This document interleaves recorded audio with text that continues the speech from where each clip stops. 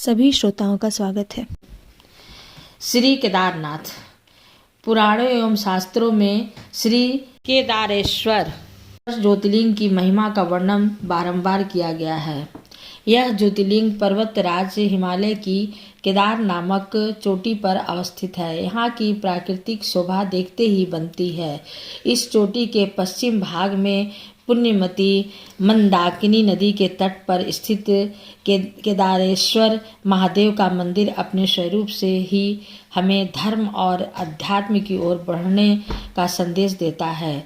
चोटी के पूर्व में अलकनंदा के सुरम्य तट पर बद्रीनाथ का परम प्रसिद्ध मंदिर है। अलकनंदा और मंदाकिनी ये दोनों नदियां नीचे रुद्रप्रयाग में आकर मिल जाती हैं।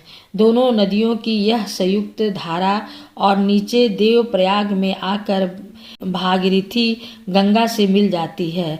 इस प्रकार परम पावन गंगा जी में स्नान करने वालों को भी श्री केदारेश्वर और बद्रीनाथ के चरणों को धोने वाले जल का स्पर्श सुलभ हो जाता है। इस अतीव पवित्र पुण्य फलदायी ज्योतिर्लिंग की स्थापना के विषय में पुराणों में यह कथा दी गई है।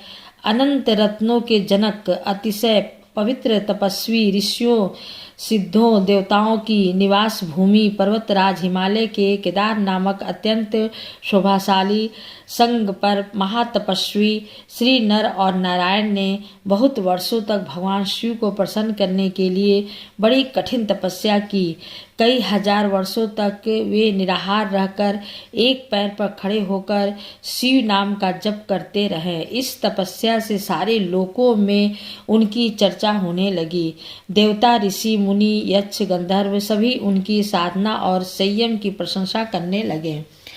चराचर के पितामह ब्रह्मा जी और सबका पालन पोषण करने वाले भगवान विष्णु भी महातपस्वी नर नारायण के तप की भूरी भूरी प्रशंसा करने लगे। अंत में ऑर्डर दानी भूत भावन भगवान शंकर जी भी उनकी उस कठिन साधना से प्रसन्न हो उठे।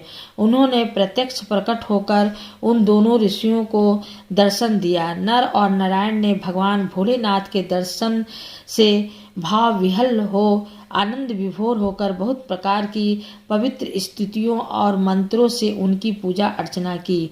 भगवान शिव जी ने अत्यंत प्रसन्न होकर उनसे वर मांगने को कहा। भगवान शिव की यह बात सुनकर उन दोनों ऋषियों ने उनसे कहा, देवादिदेव महादेव, यदि आप हम पर प्रसन्न हैं तो भक्तों के कल्याण हेतु आप सदा सर्वदा के लिए अपने स्वरूप को यहाँ स्थापित करने की कृपा करें। आपके यहाँ निवास करने से यह स्थान सभी प्रकार से अत्यंत पवित्र हो उठेगा। यहाँ आकर आपका दर्शन पूजन करने वाले मनुष्यों को आपकी अविनाशनीय भक्ति प्राप्त हुआ करेगी। प्रभु, आप मनुष्यों के कल्याण और उनके उद्धार के लिए अपने स्वरूप को यहाँ स्थापित करने की हमारी प्रार्थना अवश्य ही स्वीकार करें। उनकी प्रार्थना सुनकर भगवान शिव ने ज्योतिर्लिंग के रूप में वहां वास करना स्वीकार किया। केदार नामक हिमालय सिंह पर अवस्थित होने के कारण इस ज्योतिर्लिंग को केदारेश्वर ज्योतिर्लिंग के रूप में जाना जाता है। भगवान शिव से वर मांगते हुए नर और नारायण ने इस ज्योतिर्लिंग और इस पवित्र स्थान के विषय में जो कुछ कहा है वह अक्षरशः सत्य है। इस ज्योतिर्लिंग के दर्शन पूजन तथा यहाँ स्नान करने से भक्तों को लौकिक फलों की प्राप्ति होने के साथ साथ अचल शिव भक्ति तथा मोक्ष की प्राप्ति भी हो जाती है। धन्यवाद।